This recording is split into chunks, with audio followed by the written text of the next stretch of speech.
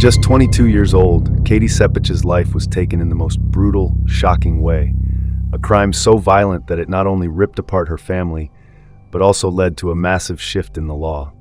Her body was found in a desolate desert, partially burned, with signs of a desperate, violent struggle. The chilling details of her final moments sent shockwaves through her small town of Carlsbad, New Mexico, and beyond. Katie had been out with friends, enjoying a night of partying, but everything changed when she was last seen leaving a house party in the early hours of the morning. Alone, with no phone, no purse, and no shoes. Just hours later, her body was discovered, discarded in a remote area. It wasn't just her death, it was the terrifying brutality of what had happened to her that night. The autopsy revealed a chilling truth. Katie had been raped, strangled, and burned, alive, though the fire was put out before it could completely consume her. Her killer, trying to destroy any trace of evidence, had made sure to leave her body in a place where it might never be found. But fate intervened. A couple hunting near an old dump site spotted her body, and her remains were discovered before the desert heat could destroy the evidence further. But even more disturbing was the fact that this wasn't just a random attack, it was someone she might have known. The investigation quickly turned to her boyfriend Joe, who was later found to have withheld crucial information, leaving the police scrambling to piece together the truth. But even when suspicion fell on him, it was another man, Gabriel Aya, who would be revealed as the true killer, with a horrifying confession that would leave everyone stunned. Katie's murder sparked outrage, but what happened next would be the most unexpected twist. Her family, shattered by grief, would fight not just for justice for Katie, but for a law that would change the way crimes like this are solved forever. What started as a tragic, senseless death became a catalyst for change, and a law that would save countless lives in the future. This is the story of Katie Sepich's murder, the unrelenting pursuit of justice, and the legal revolution that followed. The morning after Katie Sepich's disappearance, the small town of Carlsbad, New Mexico, was thrown into a whirlwind of confusion and fear. What started as a night of carefree partying had quickly descended into a haunting mystery that no one could have predicted. Katie, known for her vibrant personality and undeniable energy, had left the house party in the dead of night, disappearing without a trace. Her phone, purse, and shoes were all left behind, as if she had walked into the darkness with nothing but her own thoughts. Her friends and family were frantic. Tracy, Katie's roommate, immediately reached out to everyone who might have seen or heard from Katie that night. She couldn't understand how someone so full of life could just vanish. Tracy called Joe, Katie's boyfriend, but his response was strangely detached. He claimed they hadn't fought, dismissing the idea that their rocky relationship might have played a part in Katie's disappearance. But there was something off about Joe's demeanor, something Tracy couldn't quite place. The search for Katie seemed endless, and as the hours ticked by, the feeling of dread grew stronger. By the afternoon, Katie's family had received the devastating phone call that would shatter their world. Police had found signs that Katie might have been home that morning: disturbed gravel in her backyard, a broken window, and a single sandal lying on the ground. But even more terrifying was what the investigators had yet to uncover: the truth about Katie's fate. The police quickly shifted their focus to the area around her home, believing that her killer had likely dropped her body nearby. And then, a break in the case. A couple out hunting in the desert just a few miles away noticed something in the distance. At first, they thought it was an animal, but as they drew closer, they realized it was a woman's body. Partially clothed, her back and shoulders were burned, and her body had been discarded like trash. The shock wasn't just in how Katie had been found. It was in the brutal details that emerged as the investigation unfolded. The autopsy confirmed the unthinkable. Katie had been raped, strangled, and set on fire in a desperate attempt to destroy any evidence. The attack had been violent and personal, a fight for her life that ended with her killer leaving her body to decompose in the harsh desert heat. Her watch and rings were gone, stolen by the killer as a twisted trophy. The discovery left everyone in disbelief. How could someone do this to someone as kind and full of promise as Katie? But it didn't end there. As investigators delved deeper into the night of Katie's death, they began to unravel a tangled web of lies and secrets. Joe, her boyfriend, had been acting strangely in the aftermath of her disappearance. Despite his tearful claims that he loved her, his behavior raised suspicions. He was the only one at the party who refused to give a DNA sample, even though he had been the last person to see Katie alive. His reluctance to cooperate with authorities only fueled the growing sense that something was wrong, that the truth was being hidden. As the investigation continued, the focus remained on Joe, but the story would take another twist, one that no one saw coming. A shocking connection between Katie's murder and another brutal crime would eventually lead authorities to the real killer, revealing a dark secret that had been hiding in plain sight. The twists and turns of this case would leave everyone wondering, how much did Joe know? And who was the real monster behind Katie's death? The answers would come, but not without cost. And in the end, Katie's tragic death would spark a nationwide change, one that would alter the way law enforcement handles cases like hers forever. The search for justice wasn't just about bringing a killer to trial, it was about making sure no one else had to suffer the same fate. And for Katie's family, it was the only way to honor the memory of the daughter, sister, and friend they had lost far too soon. As the days passed with no sign of Katie, the fear that had been growing in Carlsbad transformed into an unbearable, gut-wrenching panic.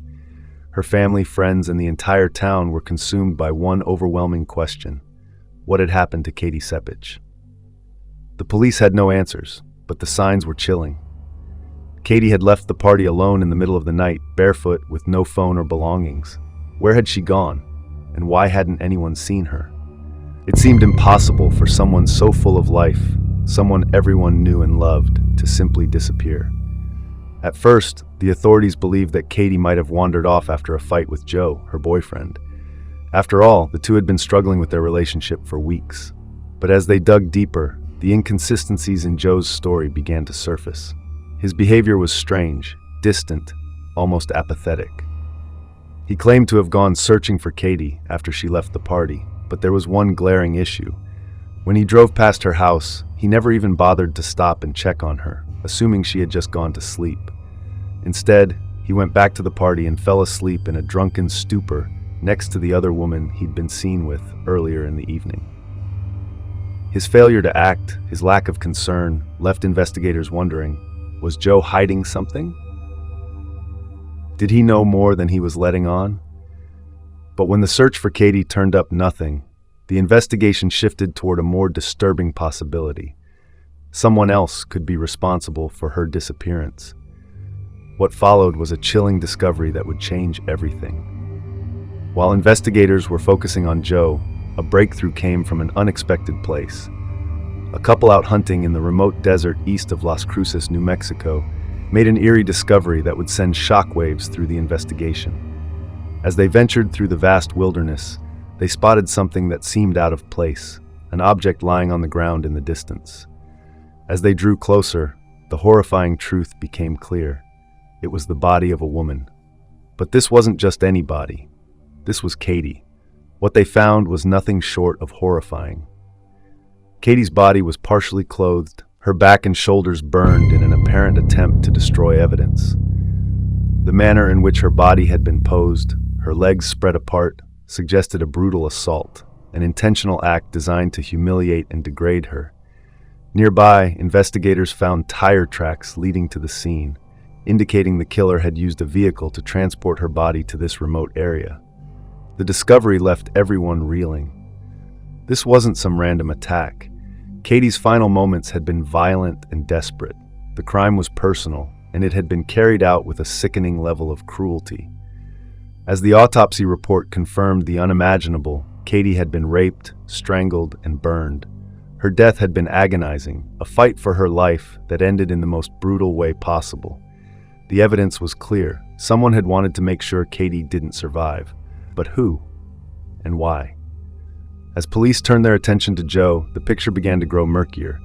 Despite his tearful claims of love for Katie, his actions, or rather his inactions, spoke volumes. He was the last person to see her alive, yet he had refused to cooperate with investigators. When asked for a DNA sample, Joe hesitated, something that would later prove to be a critical clue. If he truly cared for Katie, why would he withhold something so simple as a DNA sample to help find her killer? The investigation took another chilling turn when a connection was made between Katie's murder and a series of similar attacks across the country. But the most unsettling part of the case wasn't just the mounting evidence against Joe, it was the mystery surrounding the true killer. Who could commit such a horrific act, and why was he still out there, walking free? As the investigation continued to unfold, Katie's family was left to grapple with the terrifying thought that the monster who had ended her life was someone they never could have imagined. The question wasn't just who did it, but how could they have missed it for so long? The twists were only beginning, and the truth was more. Days after Katie Sepich's body was discovered in the desert, the investigation spiraled deeper into unsettling territory. What was initially thought to be a case of a missing person had now evolved into a brutal, heart-wrenching murder that seemed impossible to comprehend. Katie's final moments were filled with agony, and the police were left scrambling for answers. The chilling nature of the crime only grew more terrifying with every new discovery. While authorities focused on Joe, Katie's boyfriend, his strange and evasive behavior seemed to deepen suspicions. But despite the mounting evidence, Joe was not the killer. The key to solving the mystery lay elsewhere, and it would take a shocking breakthrough to reveal the truth. The investigation took a disturbing twist when police received a tip about another violent attack that mirrored Katie's murder.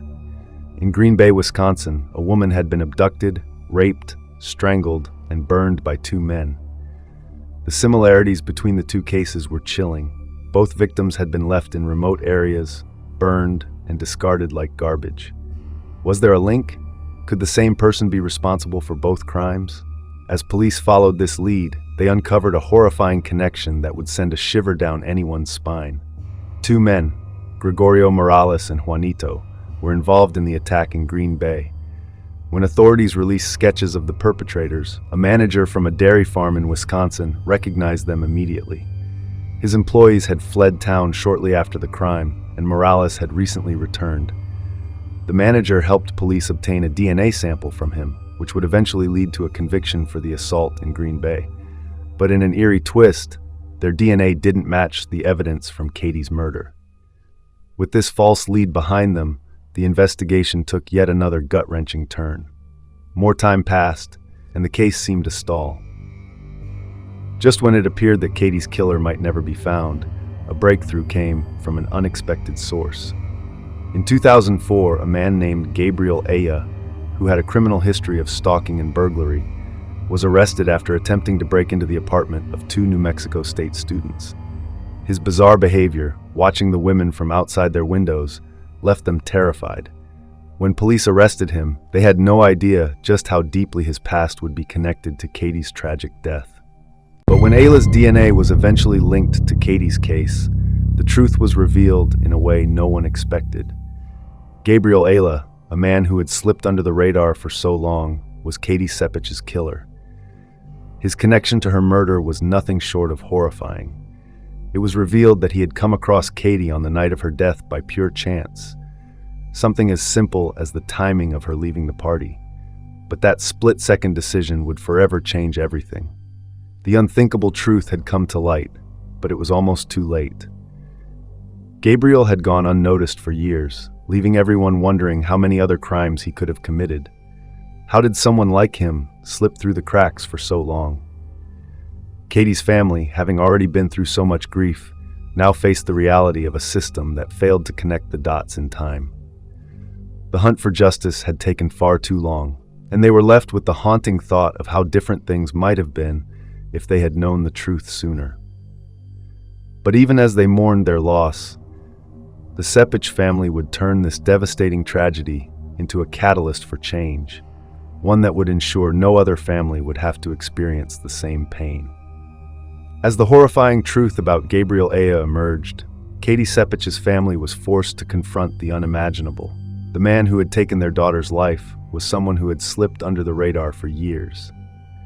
The discovery of Ayla's DNA, linking him to Katie's murder, came after months of dead ends, false leads, and endless frustration. But it wasn't just the prolonged investigation that left them devastated. It was the shocking realization that, had the law been different, Aya's violent history might have been caught much earlier. At the time of Katie's murder, New Mexico, like most states, did not require DNA to be collected from individuals arrested for felonies, only after a conviction. This oversight would prove to be a fatal gap in the system. Gabriel Ayla had been arrested on multiple occasions for stalking and burglary before the attempted break-in that led to his eventual capture in 2004. But his DNA had never been entered into the database because he hadn't been convicted of a felony at that point. Had his DNA been collected and cross-referenced earlier, perhaps Katie's murder could have been solved much sooner. The Sepich family had been through endless hours of pain and uncertainty, only to discover that this tragedy might have been prevented if the law had simply allowed for DNA samples to be taken at the time of arrest. Katie's family, already grieving from the loss of their beloved daughter, realized that their fight wasn't over. They didn't just want justice for Katie. They wanted to change the law to ensure that future victims wouldn't have to suffer the same fate. This was their breaking point, the moment when they decided to take their pain and turn it into action.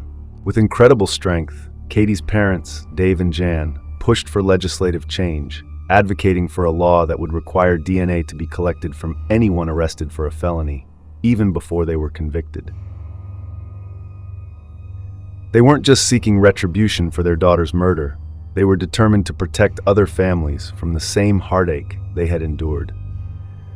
This push for reform led to the creation of Katie's Law, which would eventually become a national movement. The law required that DNA be collected from anyone arrested for a violent felony, not just those convicted. In the years following Katie's death, Katie's Law became a pivotal moment in criminal justice reform. It allowed authorities to solve cold cases more efficiently, identify violent offenders before they could commit further crimes, and bring justice to victims and their families much faster. Katie's Law, while born from tragedy, became a beacon of hope. Her family's unyielding determination turned their grief into something powerful. Their fight wasn't just about punishing one killer, it was about preventing countless others from slipping through the cracks of a flawed system. The Sepich family's journey was a reminder that, even in the darkest moments, change was possible. And for them, it was the only way to honor Katie's memory, by ensuring that her death would lead to a future where justice could be delivered faster and more lives could be saved. Katie Sepich's tragic death set into motion a series of events that would forever change the criminal justice system. As her family grappled with their loss, they realized the pain they were enduring could have been avoided, or at least mitigated, if the law had been different. Katie's Law, which mandated the collection of DNA from anyone arrested for a violent felony, was born out of a grief-stricken desire to protect future victims from suffering the same fate as their daughter. But the fight for this change came at a heavy emotional cost. In the aftermath of Katie's murder, her parents, Dave and Jan, were devastated. Their once vibrant daughter, full of dreams and ambition, had been cruelly taken from them. Yet in the midst of their grief, something incredible happened. They found purpose. Their sorrow became fuel for a fight, not only for justice for Katie, but for the protection of future victims. What they discovered in their search for justice was that the criminal justice system had failed them, and that failure had ultimately cost Katie her life. The law didn't require DNA to be collected from arrestees, only from convicted felons. Ayla, the man who had killed Katie, had a criminal history that included multiple arrests. Yet due to the law at the time, his DNA had never been collected, which meant he remained unconnected to the crimes he had committed. Katie's parents understood that, had Ayla's DNA been on file, it could have been matched to the crime much earlier, possibly saving Katie's life and preventing the pain they now carried with them every day. This realization became their driving force. They couldn't bring Katie back, but they could use their tragedy to change the system for good. So, they began pushing for Katie's Law, a law that would require DNA to be collected from anyone arrested for a violent felony, regardless of whether they were convicted.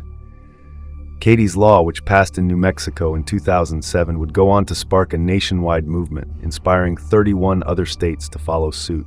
It allowed law enforcement to solve cold cases, catch serial offenders, and prevent future crimes from happening.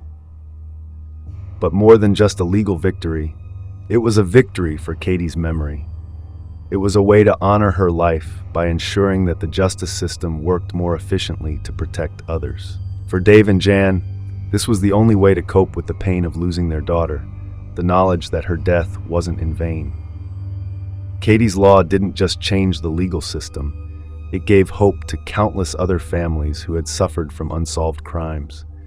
It was a bittersweet legacy, but one that Katie's parents carried with pride, knowing their daughter's name would live on, not only in their hearts, but in the system that would now be better equipped to seek justice for others. Katie's legacy became a catalyst for saving future lives, a shining example of how love and determination can change the world, even in the face of unimaginable loss. Katie Sepich's legacy, though born from tragedy, became a beacon of hope and change for countless others. The fight for justice for Katie wasn't over when her killer, Gabriel Ayla, was caught. Her parents, Dave and Jan, knew that even as they sought to heal, they had to make sure no other family would have to experience the agonizing pain they had endured. The legal reform they championed, Katie's Law, became a national movement, but its passage came with a weight that only they could fully understand. When Katie's Law was signed into effect in New Mexico in 2007, it required DNA to be collected from anyone arrested for a violent felony, regardless of whether they were convicted. It was a major breakthrough, but it wasn't just about changing the law. It was about changing lives. The law would allow investigators to solve cold cases, identify offenders who had escaped justice, and stop potential future crimes. It would bring closure to families like Katie's, who had lived with unanswered questions and a sense of helplessness for so long. Yet, despite this significant victory, it wasn't an easy road for the Sepich family. The weight of Katie's death still lingered. For her parents, every step they took to push the law forward was another painful reminder of the daughter they had lost. As they spoke about their journey, their voices often wavered with emotion. They had to relive the most horrific day of their lives, the day they learned their daughter's body had been found, brutally murdered, discarded like trash in the desert. Katie was gone, but her spirit, her drive to achieve, and her sense of purpose lived on through her family's tireless efforts. Even though Katie's Law was passed in New Mexico, the fight didn't end there. The law would soon inspire other states to adopt similar legislation. By 2011, Katie's Law had been expanded to cover all felony arrests, making it a nationwide initiative. The goal was clear: to ensure that those who committed violent crimes were held accountable and to prevent others from falling victim to the same fate Katie had. It was a monumental step forward in the fight against violent crime, and yet the true impact of this law went beyond statistics. For families who had lived through the nightmare of a loved one's unsolved murder, Katie's Law brought hope.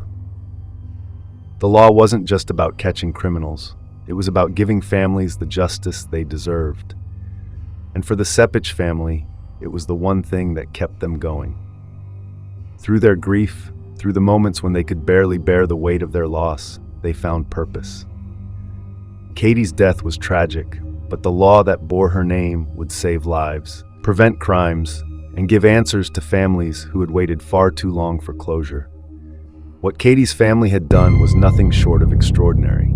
They took their pain, their heartbreak, and their anguish and used it to create a ripple effect that would reverberate through the legal system, making it stronger and more responsive to the needs of victims and their families.